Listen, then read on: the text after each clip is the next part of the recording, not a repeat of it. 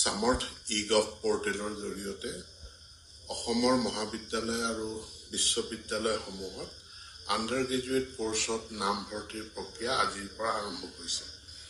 যোৱাকালি first merit লিষ্টখন 5 বজাৰ আগত প্ৰকাশ হোৱাৰ কথা আছিল, কিন্তু 5 বজাৰ আগত সকলো মহাবিদ্যালয়ে প্ৰকাশ কৰিব নোৱাৰিলে।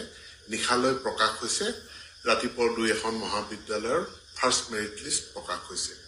এতিয়া সামৰ্থ ই-গভ এটা পোৰ্টেল বা প্লেটফৰ্ম, যাৰ জৰিয়তে মহাবিদ্যালয়সমূহে এপ্লিকেশ্যন ৰিচিভ কৰিছে, এপ্লিকেশ্যন স্ক্ৰুটিনি কৰিছে আৰু তেওঁলোকে ফাইনেল যিখন ফাৰ্ষ্ট মেৰিট লিষ্ট এইখন তেওঁলোকে প্ৰকাশ কৰাৰ পাছত আজি নাম ভৰ্তি হৈছে।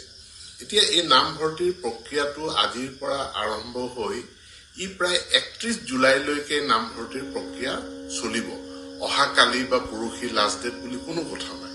ফাৰ্ষ্ট মেৰিট লিষ্টৰ পাছত এখন ছেকেণ্ড মেৰিট লিষ্ট হ'ব, ছেকেণ্ড মেৰিট লিষ্টৰ পাছত থাৰ্ড মেৰিট লিষ্ট ওলাব আৰু তাৰ পাছত স্পট এডমিশ্যন হ'ব।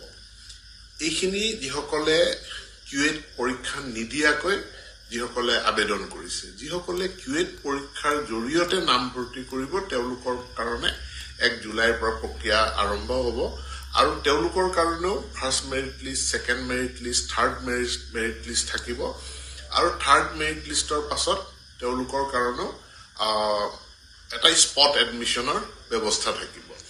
এই গোটেইখিনি হৈ যোৱাৰ পাছত 29, 30, 31 জুলাই ফাইনেল কিউএট, নন কিউএট সকলো ছাত্ৰ ছাত্ৰীৰ কাৰণে স্পট এডমিশ্যনৰ ব্যৱস্থা থাকিব। এতিয়া আমাৰ 598 কলেজে তেওঁলোকে আমাৰ পৰ্টেলত, সামৰ্থ পৰ্টেলত ৰেজিষ্টাৰ্ড হৈছিল। ইয়াৰে ভিতৰত গৰিষ্ঠ সংখ্যক 524খন মহাবিদ্যালয়ে তেওঁলোকে ফাৰ্ষ্ট মেৰিট লিষ্ট প্ৰকাশ কৰিবলৈ সক্ষম হ'ল, নামভৰ্তিও আৰম্ভ কৰিলে। বাকী 74খন মহাবিদ্যালয়ে মেৰিট লিষ্টখন এতিয়াও প্ৰকাশ কৰিব পৰা নাই। মই তেওঁলোকক অনুৰোধ জনাইছো যে স্ক্ৰুটিনিৰ কামখিনি খৰতকীয়া কৰি তেওঁলোকে অহা কালিলৈ যিখন ফাৰ্ষ্ট মেৰিট লিষ্ট এইখন তেওঁলোকে যাতে পাব্লিছ কৰি দিয়ে, অৰ্থাৎ তেওঁলোকৰ পৰ্টেলৰ লেংগুৱেজত এইখন তেওঁলোকৰ ফালৰ পৰা লক কৰি দিলে ছিষ্টেমে তাক পাব্লিছ কৰি দিব আৰু তাৰ পাছতে নামভৰ্তিৰ প্ৰক্ৰিয়াটো আৰম্ভ হ'ব। আজি বহুতে মোলৈ হোৱাটছএপ মেছেজ পঠাইছে, মেইল পঠাইছে যে আমাৰ লিষ্ট পাব্লিছ হোৱা নাই, গতিকে আমি এডমিশ্যন ল'ব নোৱাৰিম। ইয়াক লৈ কোনো ছাত্ৰ ছাত্ৰী, অভিভাৱক শংকিত হ'ব নালাগে। এদিন যদি দেৰিও হৈছে, ফাৰ্ষ্ট মেৰিট লিষ্টটো ওলাব, ফাৰ্ষ্ট মেৰিট লিষ্টৰ পাছত ছেকেণ্ডৰ পাছত থাৰ্ড আৰু তাৰ পাছত স্পট এডমিশ্যনৰ ব্যৱস্থা থাকিব।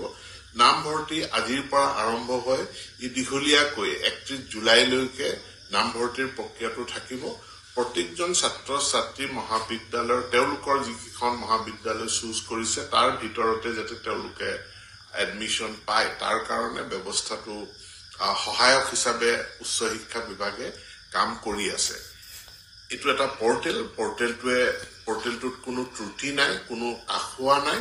মহাবিদ্যালয়সমূহে তেওঁলোকৰ ফালৰ পৰা খৰতকীয়াকৈ ব্যৱস্থাখিনি গ্ৰহণ কৰিলে, অৰ্থাৎ মেৰিট লিষ্টখন প্ৰকাশ কৰাৰ ব্যৱস্থা কৰক আৰু নামভৰ্তিৰ ব্যৱস্থা কৰিবৰ কাৰণে মই অনুৰোধ জনাইছো আৰু কাকো শংকিত নহবৰ কাৰণে আবেদন জনাইছো।